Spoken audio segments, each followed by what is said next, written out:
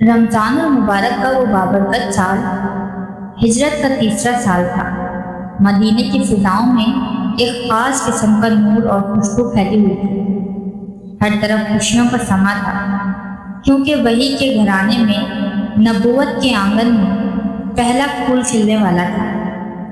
پھر 15 رمضان کی وہ مبارک تاریخ آئی جب کائنات کی سب سے عظیم خاتون سیدہ کائنات حضرت فاطمہ الزہرا سلام علیہا اور فتح خیبر مولا علی علیہ السلام کے گھر اللہ کا نور تشریف لایا۔ رسول اللہ صلی اللہ علیہ وآلہ وسلم کو اس معصوم کی آمد کی خبر ملی تو آپ صلی اللہ علیہ وآلہ وسلم کی خوشی کا ٹھکانہ نہ رہا۔ آپ صلی اللہ علیہ وآلہ وسلم فوراً ہی بی بی فاطمہ کے گھر پہنچے، اپنے پہلے نواسے کو گود میں لیا، ان کے دائیں کان میں اذان دی اور بائیں کان میں اقامت ہوئی۔ جب نام رکھنے کی باری آئی تو جبریل امین اللہ کا پیغام لے کر نازل ہوئے اور عرض کی، یا رسول اللہ فرماتا ہے کہ اس کا نام ہارون کے بیٹے کے نام پر حسن رکھ دیا جائے۔ یہ وہ نام تھا جو اس سے پہلے عرب میں معروف نہ تھا۔ یہ جنت کے ناموں میں سے ایک نام تھا۔ یوں کائنات کو حسن مل گیا، وہ حسن جس کے چہرے کی چمک سے مدینے کی راتیں روشن ہو جایا کرتی تھیں۔ امام حسن علیہ السلام کا بچپن اس گود میں گزرا جہاں قرآن نازل ہوا تھا۔ رسول اللہ صلی اللہ علیہ وآلہ وسلم کو اپنے اس نواسے سے اس قدر محبت تھی کہ آپ اکثر فرماتے، اے اللہ میں اس سے محبت کرتا ہوں، تو بھی اس سے محبت فرما اور اس سے محبت کرنے والوں سے بھی محبت فرما۔ آپ صلی اللہ علیہ وآلہ وسلم رہتی دنیا کو معیار حق بتا دیا کہ جس نے حسن اور حسین سے محبت کی اس نے مجھ سے محبت کی، اور جس نے ان سے بغض رکھا اس نے مجھ سے بغض رکھا۔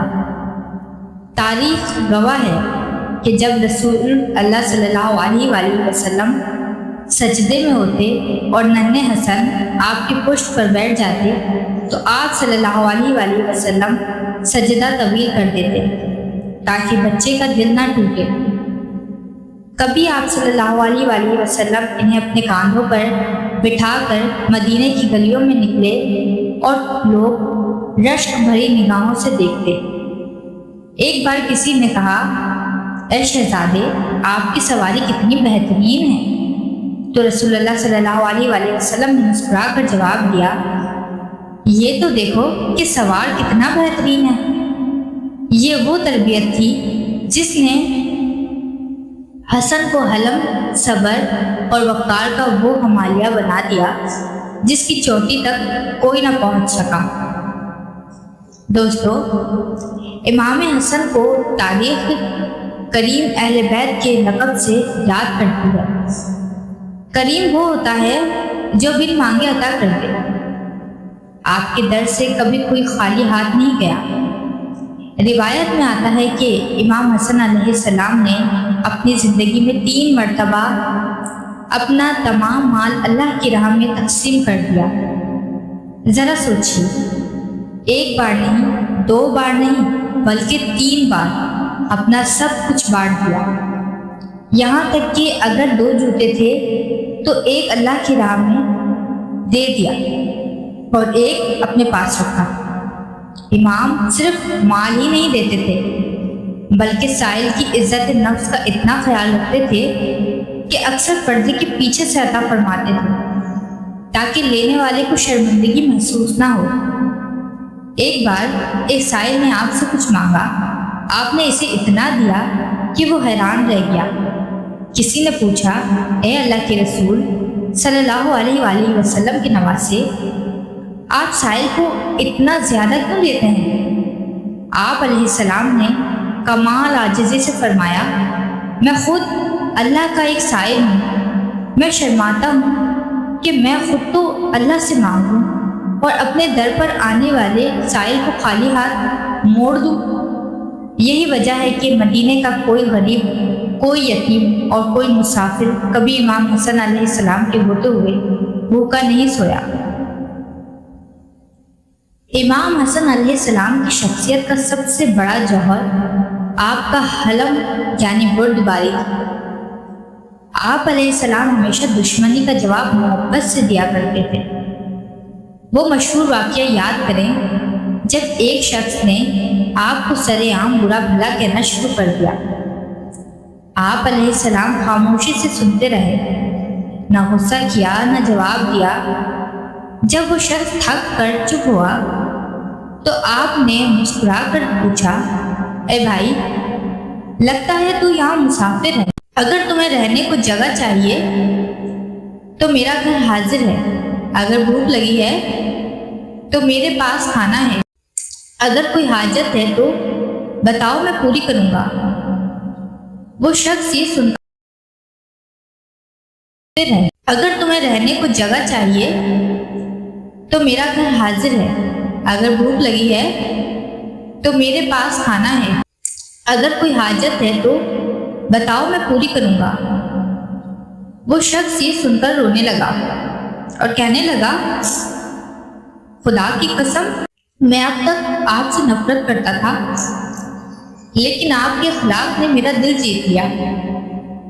امام حسن کی بردباری کا یہ عالم تھا کہ جب آپ کی شہادت کے بعد آپ کا جنازہ اٹھا تو آپ کے سخت ترین مخالفین بھی رو رہے تھے۔ جب ان سے پوچھا گیا تو انہوں نے پہاڑ کی طرف اشارہ کر کے کہا، ہم اس شخص کے جنازے پر رو رہے ہیں جس کا حلم صبر اس پہاڑ سے بھی زیادہ وزنی تھا۔ جب وقت خلافت آیا اور امت مسلمہ بکھر رہی تھی، خون ریزی کا خطرہ سر پر منڈلا رہا تھا، تو امام حسن نے وہ فیصلہ کیا جس نے رہتی دنیا تک کے لیے اسلام کو بجا لیا۔ آپ علیہ السلام نے امن کی خاطر اپنی خلافت کو قربان کر دیا۔ یہ بزدلی نہیں تھی، یہ وہ عظیم قربانی تھی جس نے ہزاروں مسلمانوں کو جانیں بچائی۔ یہ صلح کوئی سیاسی سمجھوتا نہیں تھا، بلکہ یہ اثار کی معراج تھی۔ رسول اللہ صلی اللہ علیہ وآلہ وسلم نے برسوں پہلے منبر پر بیٹھ کر امام حسن علیہ السلام کی طرف اشارہ کرتے ہوئے فرمایا تھا، میرا یہ بیٹا سردار ہے اور اللہ اس کے ذریعے مسلمانوں کو دو بڑے گروہوں میں صلح کروائے گا۔